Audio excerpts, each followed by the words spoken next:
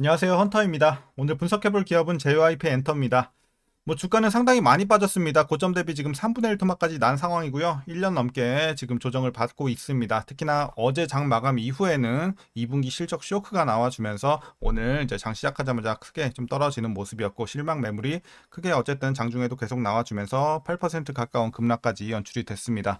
자, 이런 상황에서 우리 앞으로 주가가 어떤 흐름으로 또 진행이 될지 분석을 통해서 예상을 해보도록 하겠고, 이제 보유자분들 앞으로 목표가는 어디까지 설정하면서 투자 기간 어떻게 좀 가져가야 될지, 그리고 지금은 거의 다 물려 계실 수밖에 없는 구간인 만큼 이제 물타기가 중요해졌습니다. 앞으로 평단 관리 어떻게 좀 진행을 해 나가면서 향후에 탈출 혹은 익절까지 바라볼 수 있을지 다양한 투자 전략 함께 알아보도록 하겠고요. 이제 신규 진입 관점에서도 저가 매수에 오히려 기회로 좀 봐야 될지, 이제 공포에 지금 사야 되는 구간일지 이제 신규 진입 관점에서도 한번 알아보도록 하겠습니다. 자, 이어서 수급 상황 보시겠습니다. 한 달 기준으로 개인이 샀고요. 외국인과 기관이 팔았습니다. 다만 얼마 전까지는 거의 반대되는 스탠스가 꾸준하게 좀 유지가 되고 있었는데, 최근 이 거래일은 다시 한번 또 제자리를 찾았습니다. 개인은 다시 한번 또 저가 매수의 기회로 접근을 하고 있는 모습이고, 외국인과 기관은 쌍끌이 매도가 나와주면서 이제 실망 매물을 던지는 모습이었습니다. 자, 이어서 신용 잔고율 보시겠습니다. 지금 뭐 한 3.35 정도 나오고 있네요. 그렇게 낮진 않아요. 하지만 이제 뭐 우려할 정도는 아니다 정도로 보시면 되겠고, 앞으로 계속해서 지금 낮아지고 있는 만큼 계속해서 좀 낮아질 필요가 있어는 보입니다. 자, 이어서 공매도는 여전히 금지가 됐기 때문에 분석은 넘어가도록 하겠고, 바로 재무제표 분석 시작해 보도록 하겠습니다. 자, 먼저 2019년도 매출부터 보시겠습니다. 1500, 1400 한번 눌렸다가 올라가죠. 1900, 3400, 5600까지, 그리고 올해는 소폭 더 상승하면서 5800. 상승폭은 크지 않지만 그래도 전년 대비해서 조금 올라가는 모습입니다. 자, 영업이익 보도록 하겠습니다. 400, 400. 자, 여기서 이제 거의 횡보를 좀 했고 500, 900, 1600까지 좀 가파르게 올라줬던 작년의 상황이었습니다. 자, 올해는 다만 약간 떨어지면서 1500대에 살짝 내려오는 모습이고요.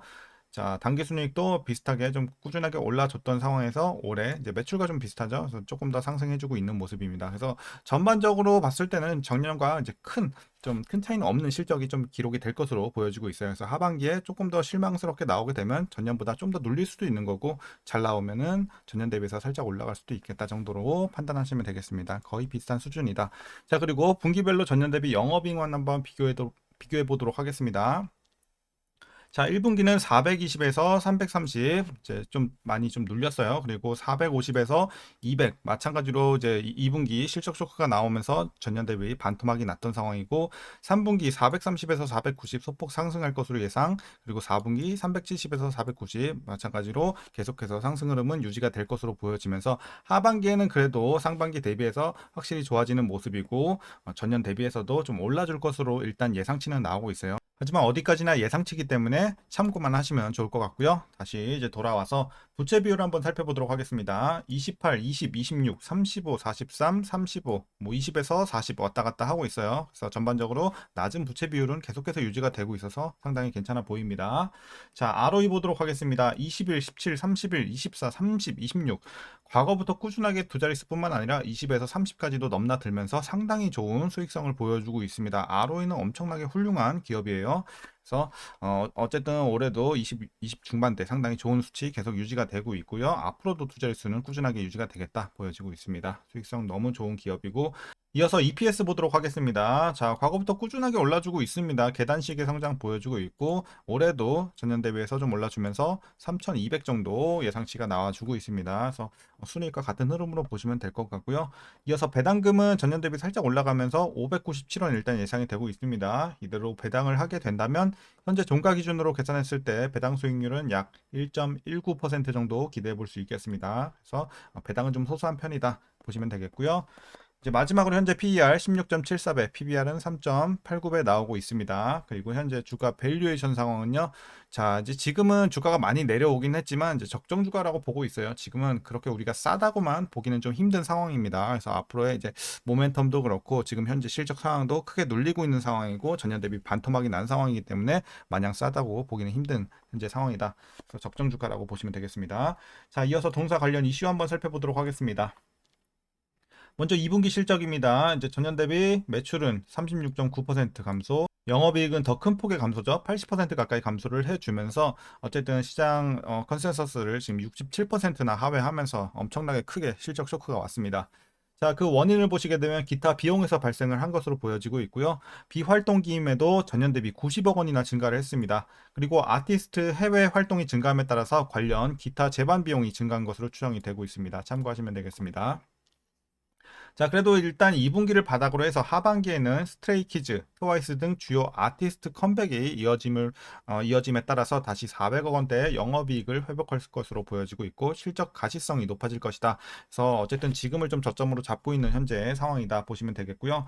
이제 다만 새롭게 설립한 레이블 이닛 관련 비용이 3분기에 일회성으로 반영이 될 예정입니다. 이런 점 좀 아쉽고 또한 이제 최근 신인 아티스트 제작 비용이 상승하는 추세를 좀 감안해 봤을 때 라우드와 프로젝트 C가 데뷔 예정인 4분기 실적 또한 그 눈높이는 좀 낮춰야 할 것으로 보여지고 있습니다. 그래서 일부 아쉬운 좀 부분도 있다 이렇게 좀 참고하시면 되겠고요.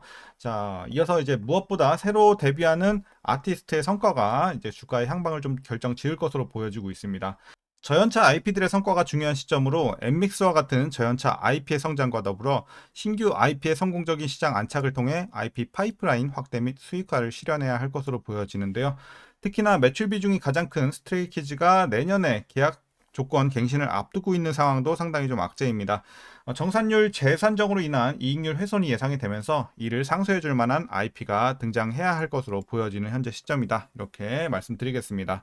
최근 이슈는 이렇게 좀 정리하도록 하겠습니다. 그럼 이제 여러분들 마지막으로 투자 전략 설명드리면서 영상 마치도록 하겠습니다.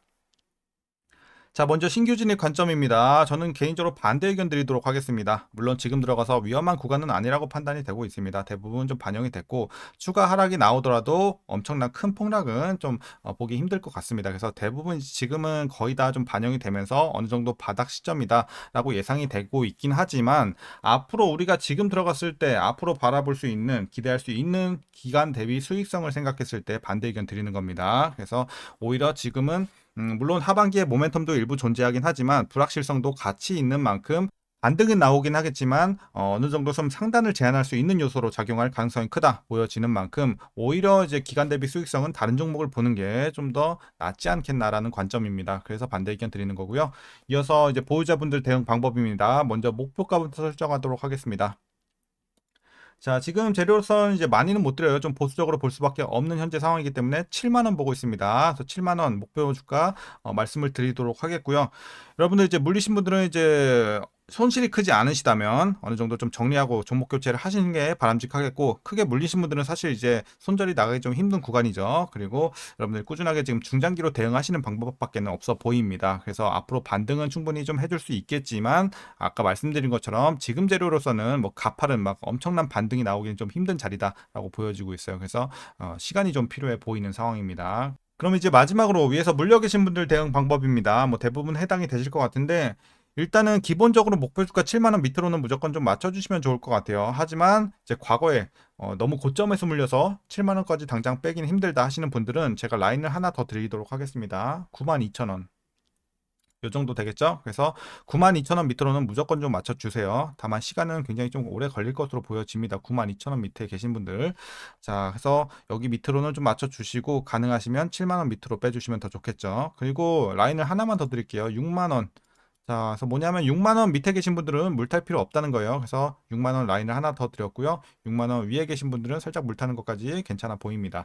자, 오늘 이제 구간별로 이렇게 좀 물타기 전략 말씀드렸습니다. 어쨌든 지금은 시간이 좀 필요한 시점이다. 그리고 하반기에도 모멘텀은 있지만 불확실성이 같이 존재하는 만큼 상단을 좀 제한하는 요소로 작용을 할 것으로 보여지니까 이제 앞으로 좀 좋은 모멘텀이 들어와 주던지 아니면 실적 서프라이즈가 좀 나와 줘야지 상승하는 이제 반등하는 속도를 좀 낼 수 있지 않을까 이렇게 좀 말씀드리도록 하겠습니다.